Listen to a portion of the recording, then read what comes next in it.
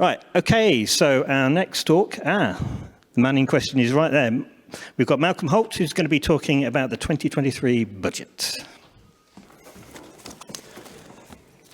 Well, good afternoon, everyone. I'm Malcolm Holt, the Chief Financial Officer.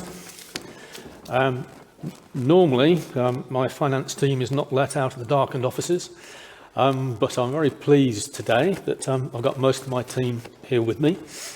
So for those of you who don't get in contact with the finance team, we have Lisa, Nick and Gemma in the centre of the room. Go on, just stand up briefly and sit down again. Go on. There we go. Super. There's just one member of the team who's not here today, which is Beth, who's unfortunately ill. She handles our billing and also the unlikely event of contacting you when you don't pay your bills on time. So not many of you will have spoken to Beth. Well, financially, at the moment we're in a bit of a wild world. I'm old enough, unfortunately, to remember 15% mortgage rates, the dollar equaling the pound, and generally a depression taking place, which I'm looking at in the audience here. Probably not many of you are old enough to remember that. And at the moment, there's certain similarities, not at such a dramatic scale, but we're obviously facing a lot of uncertainty at the moment. And this has been quite a challenge in putting our budget together this year, in trying to see where the future's going. So it hasn't been a normal budgeting cycle for us this year. But before I continue, I'll probably just give you a brief health warning that there is not many technical terms in this presentation. So whether finance lives on the edge or in the core, I'll leave you to determine whether that's the case. So, says he, hopefully.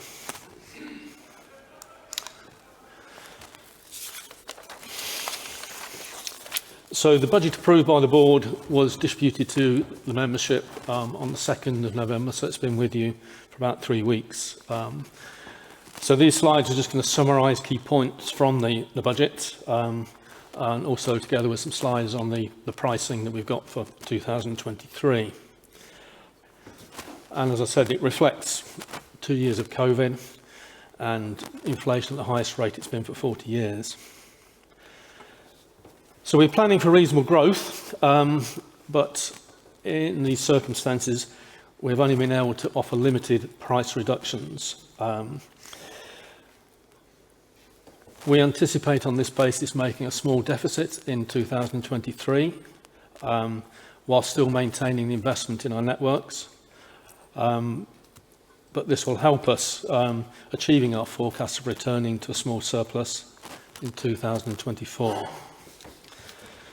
If I just look at now what's happened in 2022,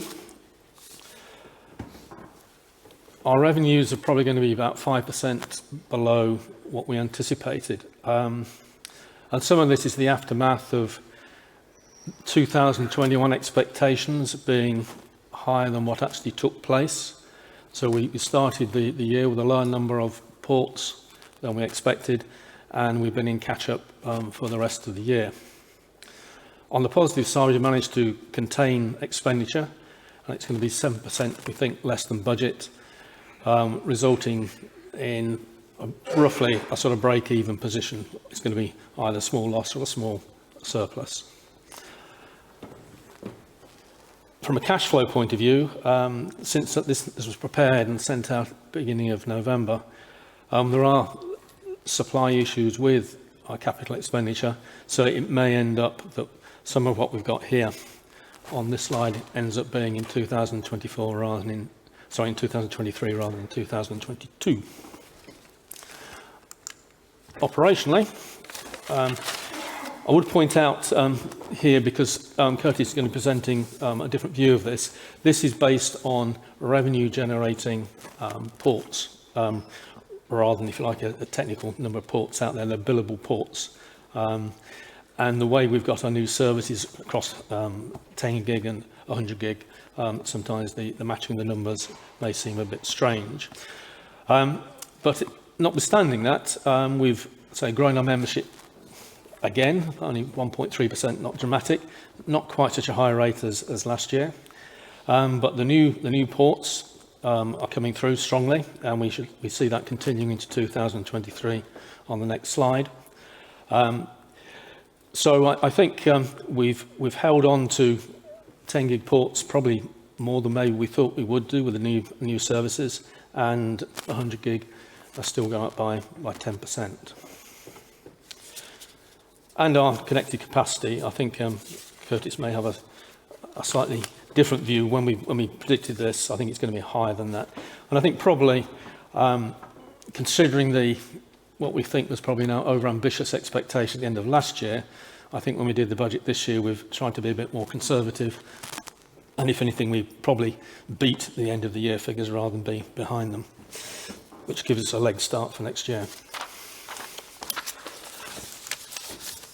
So on the financial side, so for next year, we see income growing around 9 to 10% based on where we thought we were last year, and still keeping our expenditure below that. So we budgeted last year for about £500,000 deficit, and so we're thinking we're going to be around break even, 0.1 or positive or possibly negative, which we've got here, and our capital expenditure staying at what has been a fairly high level based on previous years, at about 2.7 million.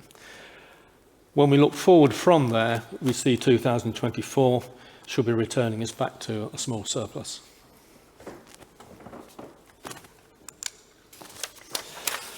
Operationally, on the ports, we see considerable, I suppose when you just start a new service, suddenly percentages get quite high when you add the numbers.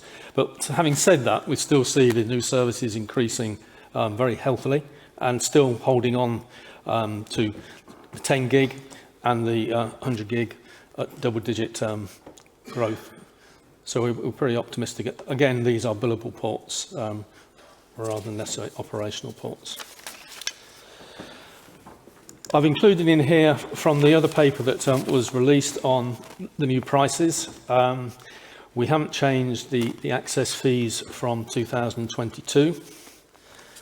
And on the peering fees for 2023, most of them are the same. For LINX Nova, above 5 gig, we reduced prices by 15%. And for LON 2, at 5 gig and above, excluding 30 gig, we've reduced it by 10%. Which, based on the modelling that we've done, that's what brings us back to around break even. We still think those prices are attractive in the market. So we're not increasing prices, which inflationary pressure might lead us to think we should do.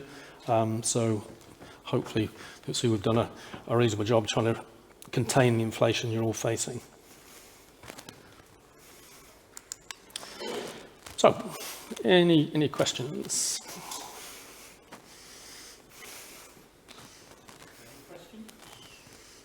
Oh, where's the money men in the room? Where are they?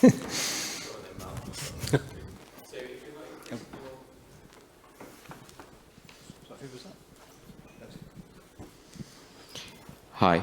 If you're not increasing your prices now for inflation, are you reviewing throughout the year with a view to major changes that could happen over the next 12 months?